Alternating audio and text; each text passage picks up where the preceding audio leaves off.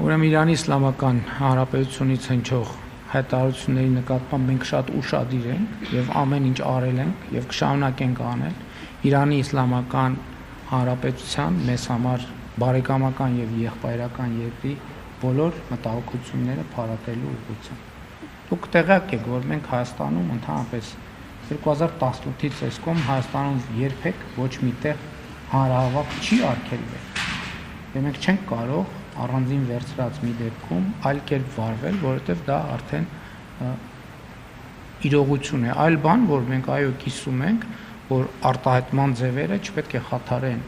որ Իրանի Իսլամական Հանրապետության եւ որևէ այլ դեսպանատան աշխատանք եւ մենք ուշադիր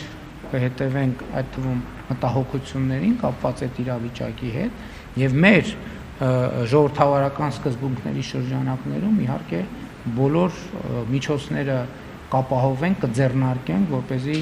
բարեկամական եւ եղբայրական Իրանի Իսլամական Հանրապետության դեսպանատան գործունեության հետ կապված որևէ խնդիր չառաջանա եւ ընդհակառակ այն մարդիկ, ովքեր օրենքի գիծը կանցնեն, նրանց նկատմամբ կիրականացնեն համապատասխան վարույթներ։ Ես գիտեմ, որ վարչական վարույթներ են հարուցված մի քանի դեպքերով։ Ինչ վերաբերվում է թրիփի հետ կապված, դուք գիտեք, որ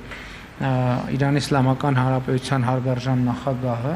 օգոստոսին այց ունեցավ, օգոստոսի 19-ին էր կարծեմ, Վաշինգտոնի գագաթաժողովից 10 օր անց, մենք շատ հանգամանալի երկար մանրամասն զրույց ենք ունեցել, եւ ես կարծում եմ, որ մենք բոլոր հարցերի պատասխանները տվել ենք, բայց մենք նաեւ ասել ենք, որ հետագայում հարցեր ծագելու դեպքում մենք պատրաստ ենք եւ մենք անընդհատ կապի մեջ ենք եւ պատրաստ ենք բոլոր հարցերին պատասխանել, եթե հրապարակված տեքստից հետո այլ հարցեր նույնպես ծագում են։ Համենայն դեպս ես ուզում եմ ասել, որ քննարկումների ընթացքում մենք մեր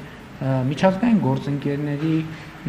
կարծիքները, մտահոգությունները հաշվի առնում ենք եւ բանակցելիս փորձում ենք այնպես անել, որ հնարավորինս հավասարակշռված լուծումների գանք, ինչը կարծում եմ այս դեպքում ստացվել է։ Ես ձեզ նախորդ բրիֆինգներում էլ եմ ասել, ես այդպես